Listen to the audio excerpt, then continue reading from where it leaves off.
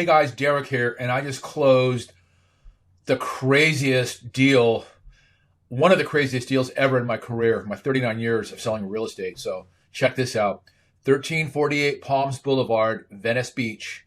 It was two separate 3-bedroom, 1-bath houses on one huge 11,000 square foot lot over in that East Venice area where the all the properties have really big 10,000, 11,000 square foot lots like Palms and Morningside and Appleton.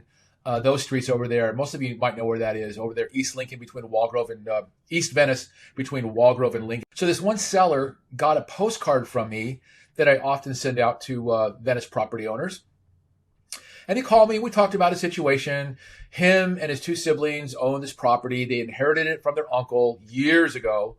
And they were just kind of getting sick and tired of it, but they weren't quite ready to sell yet. So, of course, we talked and I gave him some strategies and some advice. And he said, he'll call me back when he's ready to sell. So I actually called him in fall of 2023. And he says, hey, we're ready to sell. And by the way, there was a comp that just closed. I think that's why I called him, because a property down the street from him just sold for $2.3 million. So I called him up, of course, and said, hey, this property just sold for $2.3 million. Are you guys ready to sell your Palms Boulevard property? He goes, yeah, we're ready to sell. I said, great, let's get going. So we got the property listed right away after I talked to him, and everything's good. Now, the reason he was ready to sell was because he had filed for an Ellis Act situation.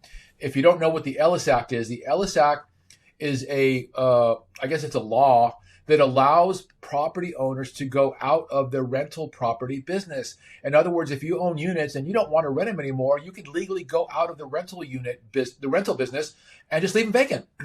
They're usually used, though, to vacate a property in order to either sell to a developer or develop it yourself.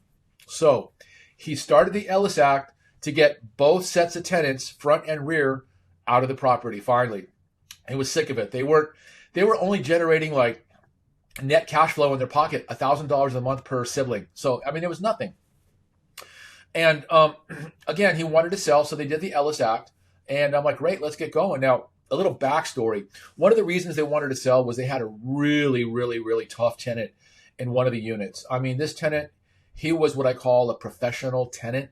He knew all the angles. He had attorneys. He knew everything about rent control and stuff. And how this guy got into the property was that when the uncle still owned it 22 years ago, the tenant that was living in the unit got a roommate to move in. So now there's a roommate that the uncle didn't know about, and the other tenant that was actually the person who was on the lease.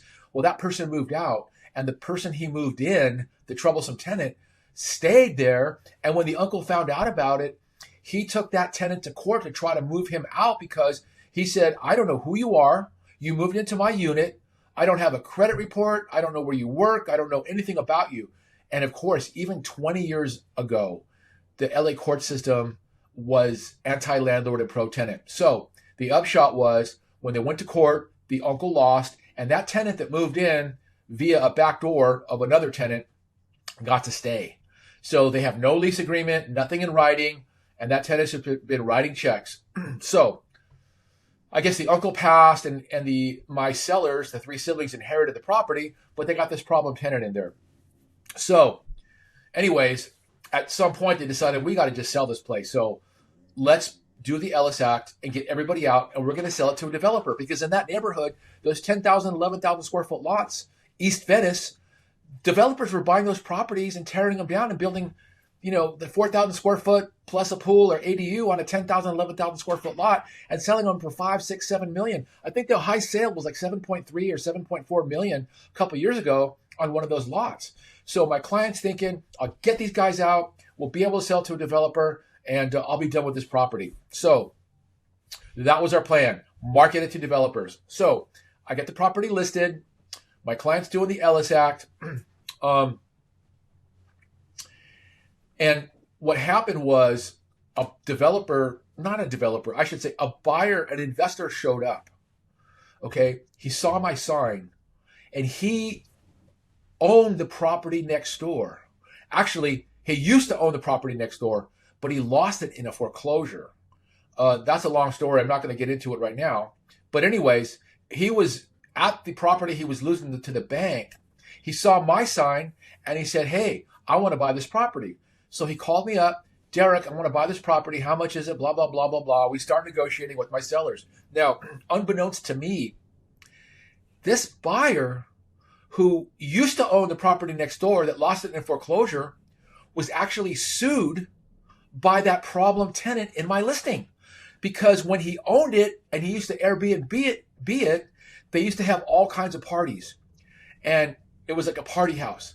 And so the problem tenant in my listing was making complaints and calling the police against the buyer and ended up suing him and won $225,000.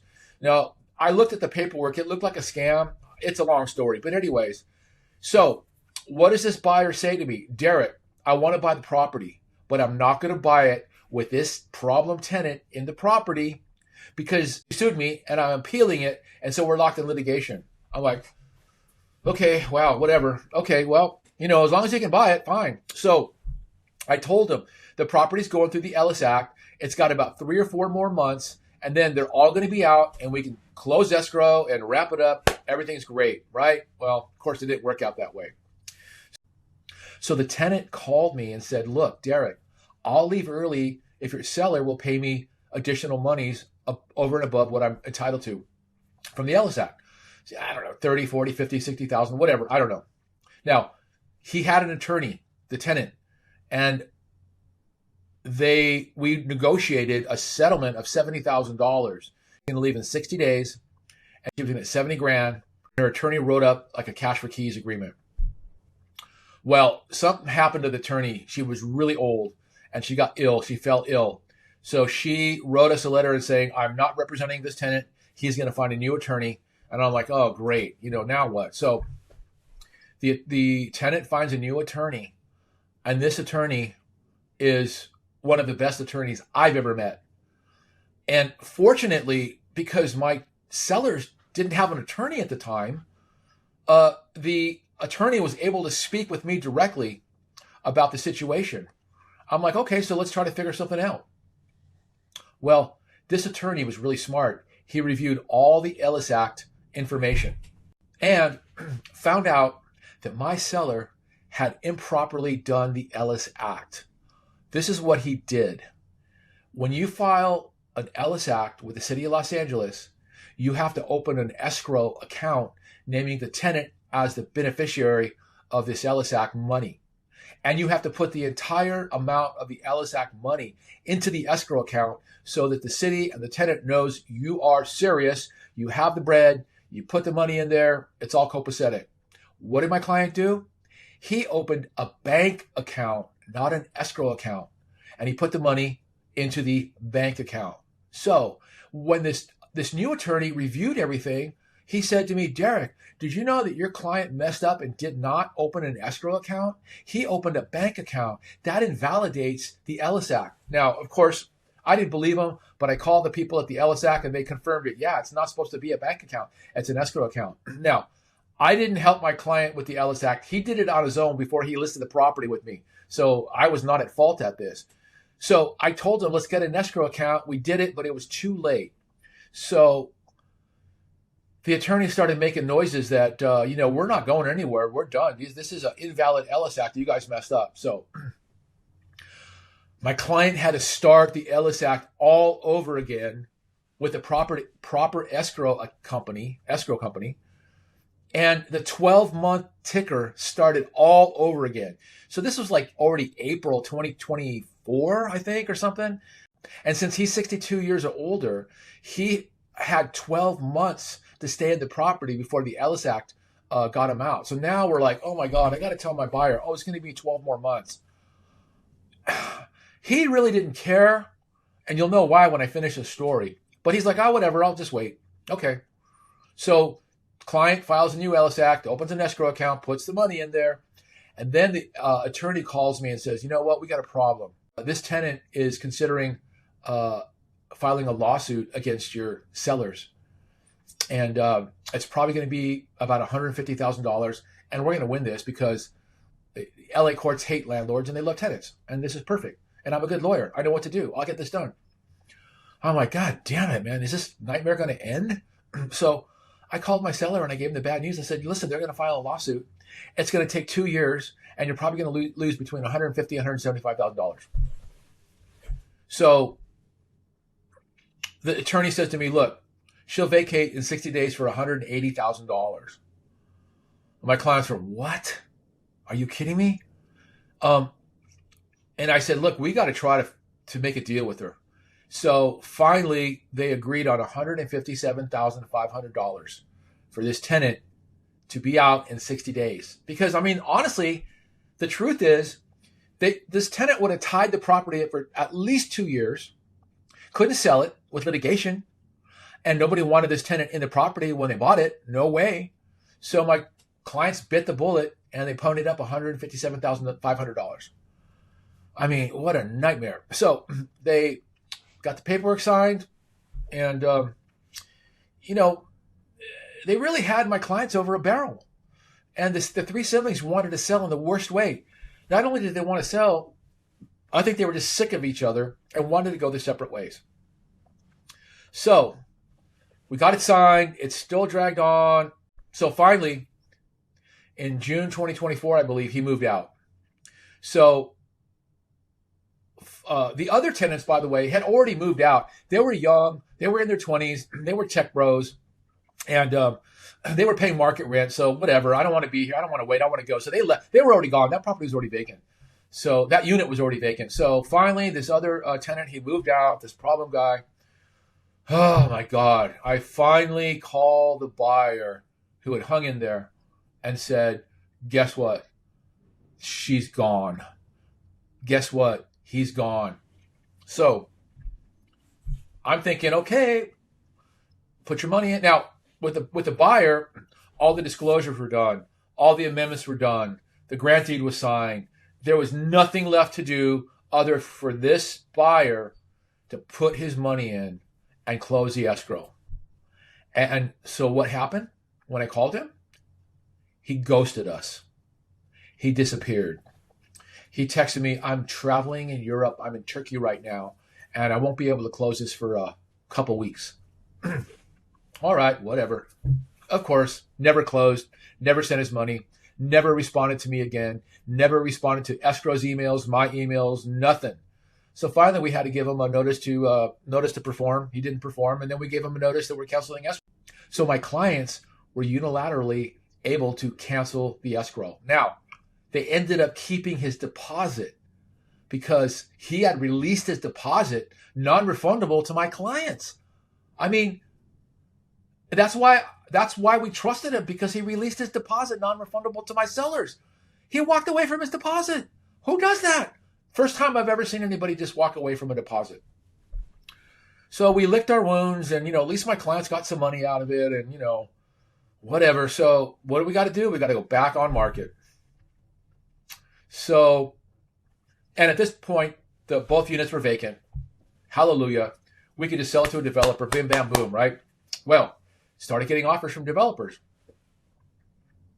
Then we found out about SB 8. SB 8, I believe, is a California law. It stands for Senate Bill number 8. And it says that, I think the California Senate created this law. And it says you have to replace the same number of units if you're taking rentals off the market. So that was 2 units. It was a duplex. That meant the developer, had to replace it with 2 units. Well, most people in that situation, they are going to build a big, beautiful house with a pool. It's a huge lot. And they're going to put an ADU over the rear garage. Easy peasy, right? However, one of the rules about SB 8 was that if any tenant in the past 5 years was a low-income tenant, that meant a tenant that was making less than $70,000 annually. That's considered low income.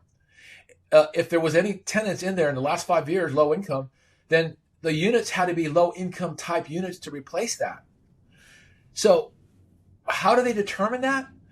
You have to go back to every single tenant that's living in the property or has lived in the property and get like 3 years tax returns, 1040s from all these tenants to prove they were or they were not low-income tenants. Well, who's going to do that? What tenant's going to do that? So we were over a barrel.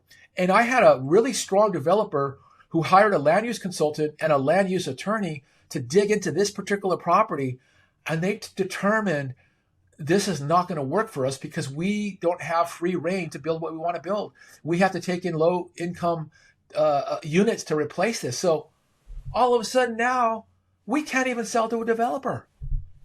So I'm like, oh my God, is this going to get any worse? Is this ever going to end? So what did I do? I'm a problem solver. I solve problems. That's all I do. That's my main job, solving the problems that happen during escrow and getting things closed. So I thought to myself, okay, Derrick, what's the plan? Here's what we're going to do. We're going to forget developers. We're not going to sell it to a developer. But here's the other thing.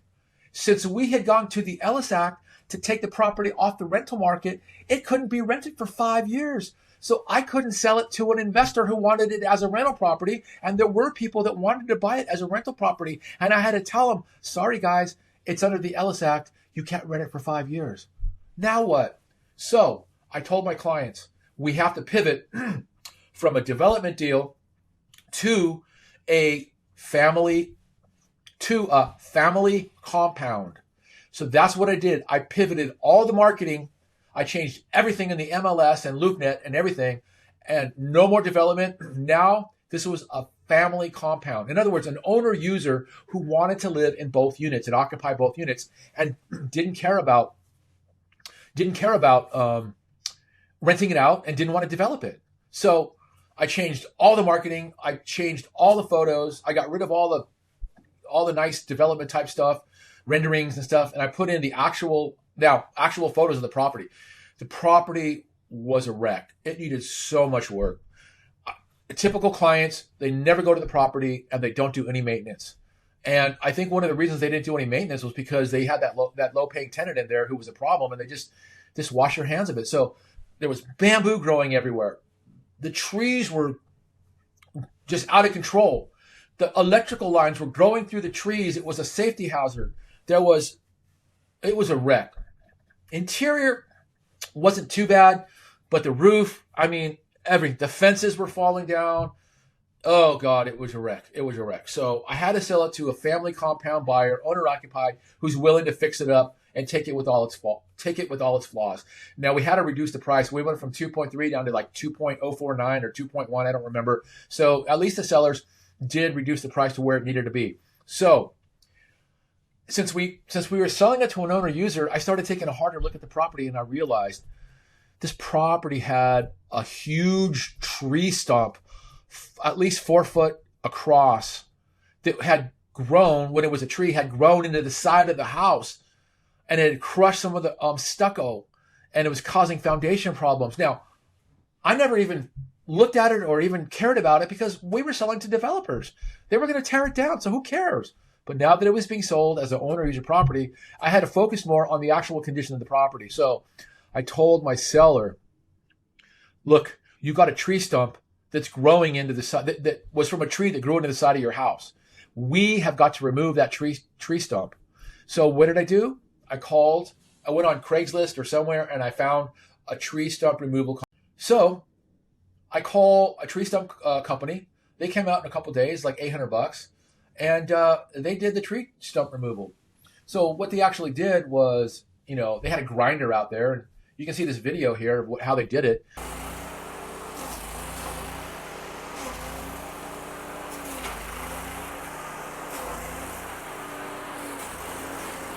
Okay, halfway through, guys. We're taking a little break right now, and we'll get the rest of this stump out of here. All right, 10-4. All done. Got that big ugly stump out of here. Now it's time for some repair work.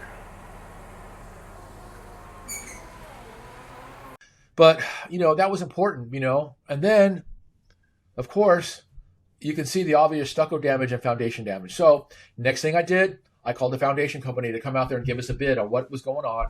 And he said, yeah, there's all kinds of damage. It's going to have to be retrofitted, whatever. And by the way, there's a lot of moisture underneath in the foundation. So now we got foundation problems. So now I'm dealing with a real fixer-upper. I also had like a water mediation guy come out, and he inspects problem properties for water intrusion, and he comes up with a solution on how to fix the water problem. And we had water coming in because there was no gutters. There's tons of bamboo and other plants growing around the foundations. So they just hold the water in there, and then he talks about the water table and the soil and blah, blah, blah. I don't, here's a video if you want to watch it. This is a short clip of what this guy told me. I did a little video of him explaining the water problem. And this is Max from Rapid Rain Response. Okay. Hello everybody. And this is Ben. Nice How to are you see guys? Ben.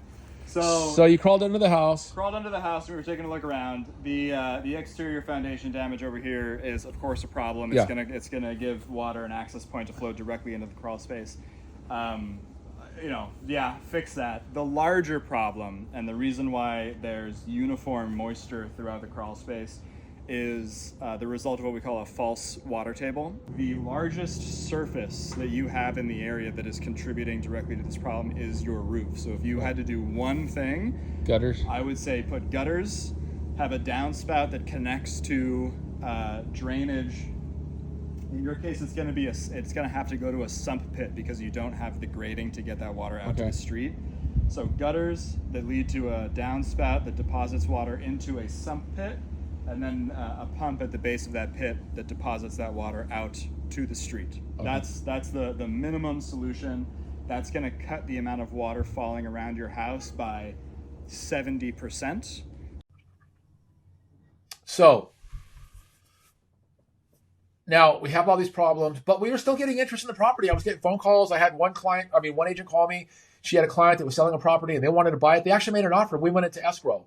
I'm like, oh, great. And it was a local Venice buyer, a family that wanted to live there. They were selling a house, a small house they inherited in Venice. They would have the money, $2 million to buy our property. Easy peasy, yeah.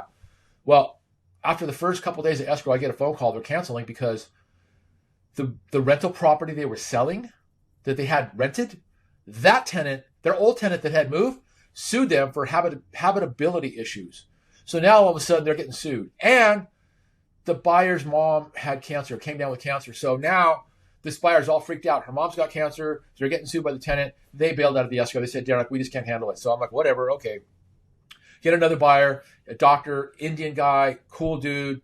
His agent made an offer. We got it accepted. They did their inspections. I gave them the water mediation report. I gave them the foundation report. And the bottom line was this guy said his buddies who were engineers said, do not buy this property because you're going to have to do all kinds of water remediation kind of stuff, and it's not worth it. So he bailed out.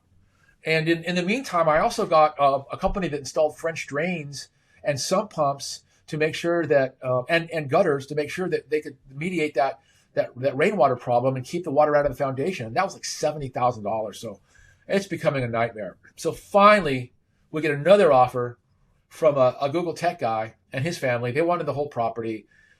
Luckily, they didn't care about all the work. They saw the potential in the property and made the offer. We got it accepted. They did all their inspections. I had all the reports to give them. The thing that they were more worried about was not the water and the foundation and all the overground bushes and stuff. They were more concerned about the Ellis Act, the implications on that, and the implications of the SB8 ruling. And I told the agent, if your clients want to rent this property in the next 5 years, or they want to develop this property ever, this is not the right property for them because they can't develop it and they can't rent it for 5 years. She said, no, they want to live there. They want to move their parents in, blah, blah, blah. Fine. So we got through the inspection and we had a bunch of conversations with attorneys, their attorney, the Ellis Act people at the LA Housing Department, the people at the SBA development property. These buyers really dug in deep to all the due diligence on the impacts of having an Ellis Act property. So finally, they were comfortable that it wasn't going to affect them since they were never planning on renting it. They did not want to build. They wanted to keep the property and just landscape it and making it, keeping the character and keeping it what it was, but fixing it up with better landscaping. So finally, we got it done. We got the appraisal in. It came in at value. We got the deal closed. Thank goodness it all worked out in the end. But that was about a 12 or 13 month process from me listing the property in fall of 2023 to finally closing escrow this summer, 2024. I think it was July. But man, I was so happy. My sellers were so happy when it was done. And, that just goes to show you this story is a lesson for you sellers out there that have rental property, that have tenants, why you must hire an ultra experienced investment broker like myself that understands rent control, the Ellis Act, cash for keys situations, 1031 exchanges, Delaware Statutory Trust exchanges, reverse exchanges, dealing with attorneys, dealing with tenants, dealing with the LA Housing Department, working with insurance brokers, lenders, inspectors, and how to solve all the difficult problems that always pop up during a sale. Los Angeles going forward is not a market for lightly experienced real estate agents that don't have the depth of knowledge of what it takes to get some of these difficult properties and these difficult situations handled. Like I said, I've been doing this for 39 years. I specialize in rental property, especially in Los Angeles. I've closed over 500 transactions in my career. I'm an expert at all this stuff. I'm here to help you guys and guide you guys and keep you from making mistakes. And the last thing about this deal is one of the siblings actually did a reverse exchange. I think it was the first time I've ever had a client do a reverse exchange. So what she did was, because she was in Australia for most of the escrow, she didn't want to have to find a property to exchange to after the escrow closed. So what she did is she bought a condo in Colorado and used her own cash to buy it, but bought it in the name of the exchange company. And so when she got paid out of the money from this sale of Palms, she repaid the exchange company and got the property in her name. And that's how she completed a reverse exchange. If you need any more information about how this works, I mean, most people never need a reverse exchange, but I can say I've helped my client through one. So that's kind of a feather in my cap, in my opinion. But anyways, that's it. And that's that. We got it closed. Man, it's the feeling from a real estate broker to get a difficult transaction like this closed is just immense. It's such a relief. And I got to say, after all this, I really didn't even get kudos or thanks from my clients. But, hey, it is what it is.